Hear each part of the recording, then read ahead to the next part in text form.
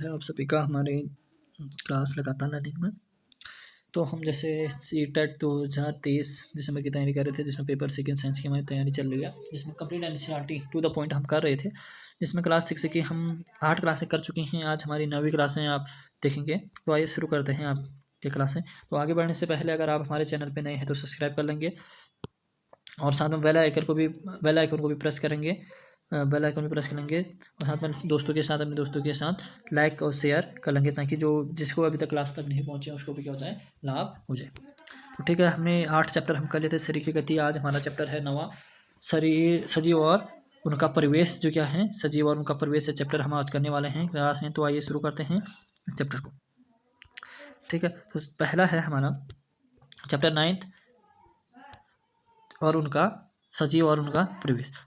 जब हम पर्वतों का भ्रमण करते हैं तो हमें ओक, देवदार और पेड़ क्या कहते हैं, अनेक पेड़ मिलते हैं जो हमें भिन्न मिलते हैं। यानी कि कह रहे हैं जब हम क्या करते हैं, सबको पता है कि तो हम क्या करते हैं, चढ़ाई वाले स्थान पर जाते हैं तो वहाँ कैसे ओक, देवदार, चीड़ के वृक्ष मिलते हैं, लेकिन हमें मैदानी क्षेत्र में ये वृक्ष नहीं मिलते हैं। मैदानी क्षेत्र में कैसे मिलते हैं, चौड़ी पत्ती वाले।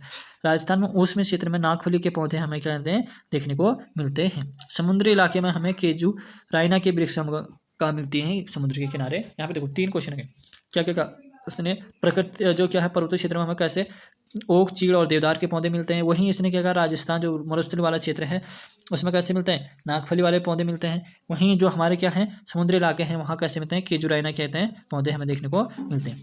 समुद्र में जंतुओं और पौधों जलीय लवण में रहते हैं तथा श्वसन के लिए क्या कहते हैं, जल में क्या कहते हैं, घुले क्या कहते हैं, ऑक्सीजन का उपयोग क्या करते हैं, ये अपने उसके लिए करते हैं। अब यहाँ पे इन्होंने किसके बारे में दिया, ऊँट के बारे में दिया है।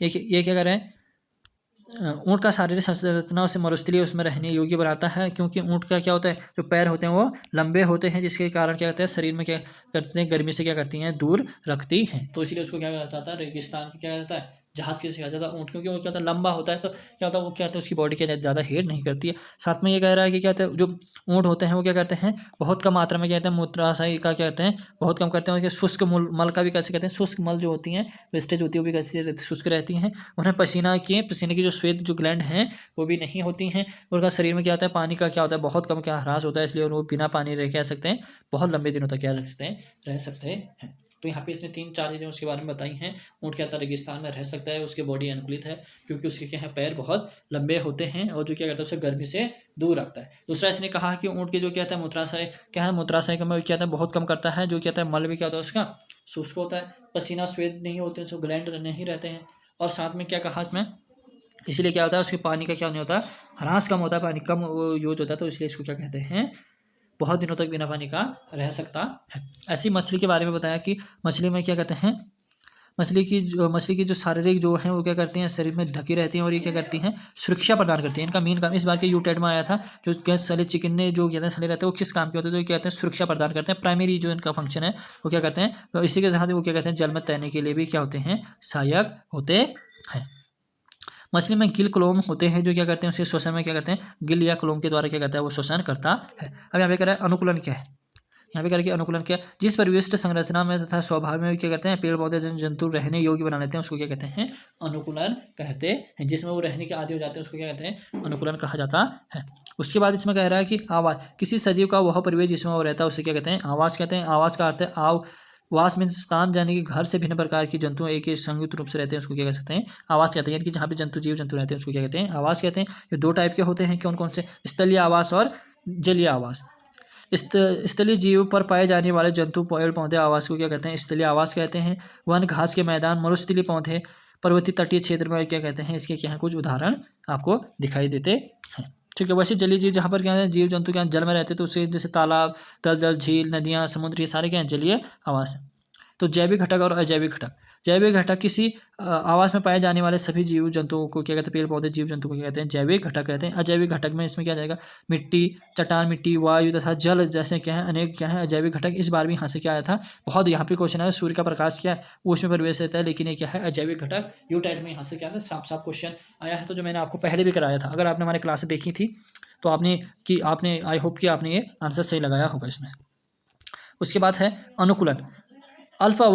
अल्पावधि में किसी एक जीव के शरीर पर होने वाले छोटे मोटे परिवर्तनों को कहते हैं पर्यावरण अनुकूलन। जो छोटे मोटे जब कभी कभी क्या, जैसे ठंडों के मौसम में या गर्मी के मौसम हो जाते हैं ना, किसी को भी परिवर्तन हो जाते हैं, तो उसको क्या कहते हैं, पर्यावरण अनुकूलन कहते हैं। वायु जल प्रकाश जैसे अजैविक घटकों के जीवन के लिए अत्यधिक क्या है, ये यहीं से क्वेश्चन उठ के आया था यहाँ पे, यही same as it is question आपके पेपर में आया था। वायु जल प्रकाश क्या है, जैसे इसमें देता था जैविक अजैविक दोनों, और क्या कहते हैं नॉन ऑफ दिस करके क्या देते हैं सजीव के लिए क्या है बहुत ज़्यादा है। अनुकूलन अल्पकाल में नहीं होता, हजारों वर्षों की अवधि में क्या होते हैं अनुकूलन होते पर्यावरण आते हैं ये, परंतु क्या कहते हैं ढाल पाते हैं वो क्या करते हैं नहीं ढाल पाते तो मर जाते हैं, जो ढाल पाते हैं तो जीवन, इसी को क्या कहते हैं हमारा क्या कहते हैं अपने आप को क्या करना पड़ता है अनुकूलन कहते हैं। नेचुरल सिलेक्शन भी यहाँ पे देखने को हमें मिलता है। तो इतना समझ में आया आपको कि इसमें क्या है जो हमारा अनुकूलन कैसे होता है, ठीक है। इसके बाद है मरुस्थलीय जीवों का अनुकूलन कैसे होता है, इसके बारे में आपको 2-4 बातें बताई गई हैं। इसमें बता रहा है कि मरुस्थलीय जीव क्या होता है अनुकूलन, मरुस्थल में चूहा और सांप, चूहे और सांप क्या करते हैं लंबे क्या होते हैं भाते लंबे तो नहीं होते, लेकिन ये कैसे रहते हैं तो ये क्या करते हैं बचने के लिए गहरे बिलों में रहते हैं और रात्रि के समय क्या जाते हैं बाहर आते हैं, जब क्या आते हैं ये तत्व क्या कहते हैं रात में बाहर निकल जाते हैं। पौधे कैसे हैं मरुस्थलीय पौधे में वाष्पोषण जल को बहुत कम करते हैं, जैसे क्या होता है वाष्पोषण को कम करते हैं और इनमें क्या होता है कम निष्कासित है। मरुस्थलीय पौधों की पत्तियों में पत्तियां क्या होती हैं अनुपस्थित होती हैं, अथवा ये क्या हो जाते हैं कांटों यानी कि सूल के रूप में क्या लेती हैं ले लेती हैं। यहाँ से भी क्या आया था उसमें जो यूटेड हुआ था अभी हाल ही में उसमें क्या हुआ था क्वेश्चन आया हुआ था, और इसी वाष्पोत्सर्जन की दर को क्या होती है कम हो जाती है। नागफली की जो जैसे संरचना आपको दिख रही है ये वास्तव में क्या है नागफली ये तना है, ये नागफली का कोई प्लांट नहीं है बल्कि तना है जो क्या होता है इसी कारण प्रकाश संश्लेषण किसी कारण किसमें होता है तने में ही होता है। मरुस्थलीय तना मरुस्थलीय एक छोटी मोटी परत से ढका रहता है और इसमें क्या होता है जिसमें पौधे को मरुस्थलीय पौधे कहते हैं। जड़ें क्या कहते हैं जल अवशोषण के लिए क्या कहते हैं मिट्टी में गहरी उसमें क्या रहते हैं बहुत ज़्यादा गहरी चली जाती हैं। या पर्वतीय क्षेत्र में कैसे वन पाए जाते हैं उसके बारे में थोड़ा डिस्कस किया हुआ है। यहाँ आवास में क्षेत्र में ठंडे होते हैं, इसमें बहुत तेज हवा चलती है और क्षेत्र में क्या हमेशा ज़्यादातर यानी कि ठंड के शीतकाल में क्या रहता है हिमपात यानी कि बर्फगिरी रहती है, इसके बारे में बता रहेगा। पर्वतीय क्षेत्र में जो वृक्ष होते हैं वो कैसे होते हैं शंकुआकार होते हैं, ये कैसे शाखाएं तिरछी होती हैं। इसमें क्या है कुछ वृक्ष क्या होते हैं सुई पत्तियाँ क्या आती हैं सुई के आकार की होती हैं। इसमें वर्षावल तथा हिम सरलता से क्या हो जाता है नीचे की ओर कैसे होते हैं इस टाइप के आपको अगर आप गए हैं तो इस टाइप के आपको क्या मिलेंगे वो मिलेंगे। जैसे इसमें बर्फ गिरेगा तो वो क्या हो जाएगा नीचे को गिर जाएगा तो इसको क्या कहते हैं इसमें क्या कहते हैं सुई के आकार की पत्तियां इसमें पाई जाती हैं। इसके बाद हो गया इसमें वर्षा का जल तथा हिम आसानी से नीचे की ओर गिर सकता है। पर्वतों पर इन वृक्षों को अधिक भिन्न आकृति के होने के कारण क्या होती है बहुत क्या है भिन्न भिन्न आकार वाले क्या होते हैं प्लांट हमको पर्वतीय क्षेत्र में मिल रहे हैं। पर्वतीय क्षेत्र में पाए जाने वाले जंतु भी यहाँ के परिस्थितियों के प्रति अनुकूलित होते हैं। जो प्लांट जो जोन पाए जाते हैं और उनमें क्या रहता है जंतुओं की क्या रहती है त्वचा क्या रहती है त्वचा क्या रहती है त्वचा फर क्या कहते हैं उनको ठंड से क्या करती हैं बचाती हैं। मोटी क्या रहती है इनमें त्वचा रहती है और फर भी इनमें पाए जाते हैं तो क्या कहते हैं ठंड से इनको क्या करती हैं बचाती है। उदाहरण के लिए यहाँ पे एक उदाहरण दिया शरीर को गर्म करने के लिए याक का शरीर का क्या लंबे बाल होते हैं। पहाड़ी तेंदुए के शरीर पे क्या कहते हैं फर होते हैं, वह बर्फ चलने पर उसकी क्या कहते हैं ठंडी को बचाता है। वहीं पहाड़ी बकरी के मौजूद फर क्या कहते हैं लंबे लंबे क्या होते हैं ऐसे फर आपको देखने को मिलते हैं। पहाड़ी तेंदुआ याक तथा पहाड़ी बकरी पर्वतीय में क्या रहे आवास में रहने के लिए क्या है अनुकूलित है। कौन कौन से पहाड़ी तेंदुआ याक तथा बकरी पहाड़ी बकरी जो पर्वतीय क्षेत्र में क्या रहते हैं अनुकूलित रहते हैं। शेर और वन का क्या कहते हैं वन क्या कहते हैं घास किस में रहते हैं वन मरुस्थल या घास मरुस्थल में रहते हैं। ये कहाँ रहते हैं स्थल में घास या वनों में रहते हैं, ठीक है। इसके बाद इसमें कुछ बातें शेर के बारे में दी है। शेर की संरचना में जीवन यापन करने में सहायता करती है। शेर को अग्रिय पैर का क्या कहते हैं नखुर क्या नाखून होते हैं क्या रहते हैं बहुत लंबे रहते हैं जिसके कहते हैं अपने पैरों के अंदर क्या कहते हैं छुपाकर चलता है। शेर का मटमैला जो भूरा कलर है जैसे यहाँ पे आप देख सकते हैं ये क्या करता है उसको कहते हैं ये उसके लिए क्या है कोई हानिकारक नहीं बल्कि क्या है इसके ये यूज जो है इसका क्या यूज है कि कहता है सूखे मैदान में छिपा रहता है और कहता है अपने शिकार उसकी क्या नहीं बन पाता देख नहीं पाता है। शेर के चेहरे के सामने जो आंखें उसके क्या कहते हैं वन को क्या करते हैं दूर तक क्या कर सकती हैं देख सकती चेहरे के क्या होते हैं सामने ठीक सामने होती हैं तो क्या कर सकती हैं जानवर हैं वो लंबे दूरी से क्या कर सकती हैं देख सकती हैं।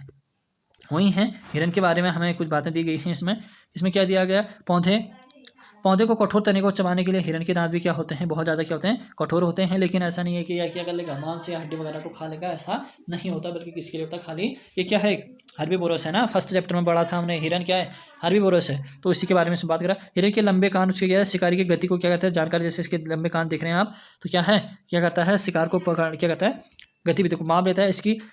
इसके सिर के दोनों ओर क्या आंखें क्या रहती हैं दोनों ओर यानी कि इस साइड भी उस साइड भी क्या कहता है खतरा महसूस करने पर क्या कहता है तेज गति से क्या कर जाता है भाग जाता है, ठीक हो गया। उसके बाद है इसमें बहुत सी समुद्री जंतु के शरीर में क्या कहते हैं धारीदार रेखाएं होती हैं जिसमें से वह क्या कहते हैं सुगमता से चला जाता है। और ये कहता है जैसे रिक्वार्ड तथा ऑक्टोपस जैसे क्या समुद्री जीव है जो आमतौर पर क्या धारी रेखाएं नहीं होती हैं।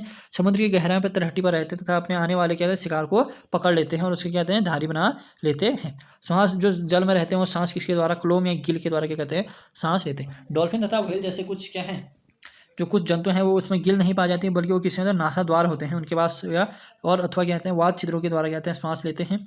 ये जल में लंबे समय तक बिना श्वास लिए रह सकते हैं। ठीक है, उसके बाद में बार बार क्या समय समय पर समुद्री सतहों पर क्या है छिद्रों में बाहर निकल जाते हैं और श्वास क्या रहते हैं अंदर कर लेते हैं, जैसे मनुष्य में होता है, लगभग ऐसी प्रोसेस इनमें होती है।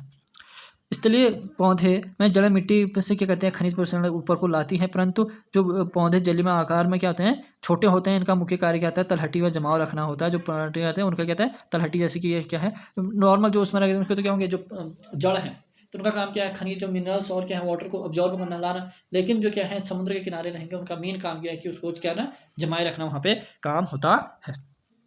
उसके बाद इसमें है जलीय पौधे का तना लंबा खोखला व हल्का बना रहता है तथा इसे वृद्धि करते हैं। इसकी पत्तियां क्या होती हैं संकरी रहती है, रिबन आकार की रहती है। जो हमें ज़्यादातर जो प्लांट क्या है नदी के किनारे उसके किनारे देखेंगे ऐसे रिबन लाइक स्ट्रक्चर देखा होगा हमने, ऐसे रिबन लाइक स्ट्रक्चर देखा और उसमें क्या होता है बहुत पतले और लंबे होते हैं। ठीक है क्या। उसके बाद इसमें मेढक, मेढक आमतौर पर तालाब में पाया जाने वाला जंतु है। कहाँ है मेढक सबको पता ही है, लेकिन आमतौर पर लेकिन ये क्या वजह था थल था इस तरह जब इसको क्या कहते हैं उभयचर, इसको लंबे मजबूत होते हैं, उसे छलांग लगाने का शिकार को पकड़ने में क्या करते हैं सहायता करते हैं। यहाँ पे आकर छलांग लगाने में और शिकार को पकड़ने में आप सोचोगे कहाँ शिकार को पकड़ेगा, लेकिन यहाँ पे क्या करेगा शिकार पकड़ने में भी क्या आता है ये इसमें काम आता है। इसके पादे में जलायुक्त क्या होते हैं जलायुक्त पादप होते हैं जो तैरने में भी क्या करते हैं इसकी सहायता करते हैं। जो पैर होते हैं उसमें कहते हैं जलायुक्त होती हैं तथा तैरने में सहायक होती है। उसके बाद है इसमें सजीव, यानी कि जो क्या है लिविंग बींग्स हैं। सभी सजीवों के भोजन की आवश्यकता होती है। भोजन क्या है सजीवों की उनकी क्या है वृद्धि के लिए क्या है आवश्यक है। उनके अंदर होने वाले सभी जैव प्रक्रिया को क्या करता है ये करता है, यानी आवश्यक होता है। सजीवों के लिए भोजन की क्या होती है बिना जो सजीव है यानी कि जो लिविंग बींग्स है बिना भोजन के क्या कर सकता है नहीं जी सकता, क्योंकि जो बायोलॉजिकल प्रोसेस होगी उनके अंदर उसमें समय काम करेगा। सभी सजीव क्या कर रहे हैं वृद्धि, सभी सजीवों में क्या होती है वृद्धि होती है। सभी सांस लेते हैं, ये उनके बारे में बता के सजीव क्या होते हैं ग्रहण करने के लिए भोजन के स्वास्थ्य ऊर्जा मिलती है। भोजन की श्वसन क्रिया के गैसों का क्या होता है ऑक्सीजन का आदान प्रदान करते हैं, उनकी पत्तियों द्वारा होता है।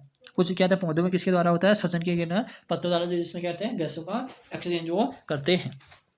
पत्तियां सूक्ष्म रंध्रों द्वारा वायु से क्या करती हैं अपने रंध्रों द्वारा, किसके द्वारा यहाँ पे सूक्ष्म जो रंध्रों द्वारा क्या करते हैं वायु को अंदर लेती हैं और ऑक्सीजन का उपयोग क्या करती हैं तथा ऑक्सीजन का उपयोग करती है वह कार्बन डाइऑक्साइड को निष्कासित कर देती हैं। ठीक है, इधर रात की क्या बता रहा है रात में क्या होता है ऐसा होता है करके बता रहा है।